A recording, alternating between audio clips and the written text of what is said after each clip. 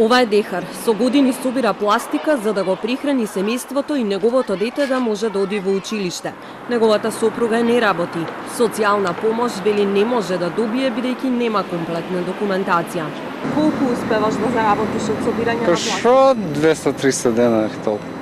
Дехар е само еден од 455.100 луѓе кои живеат под прагот на сиромаштија во Македонија, а нивниот број за една година е намален за 5.200 луѓе.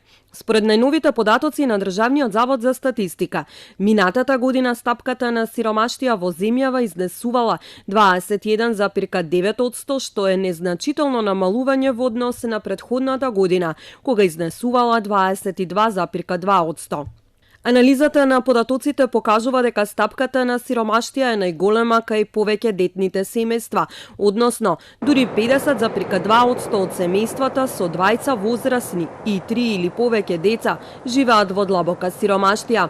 Висока стапка на сиромаштија има и кај самохраните родители со издржувани деца, која изнесува 33,5%, но бележи тренд на намалување во изминатите години. Најмала е стапката на сиромаштија кај лицата кои живеат сами, без разлика на возраста, и кај домаќинствата каде сите се возрасни и нема издржувани деца.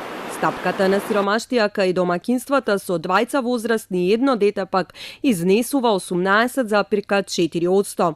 Инаку стапката на сиромаштија кај пензионерите изнесува 7,9%, а кај вработените 8,8%. Најголема е стапката на сиромаштија кај невработените и неактивните лица, како што е нашиот соговорник Дехар, кој нема работа, а вели дека ако му биде понудена нема да ја одбие.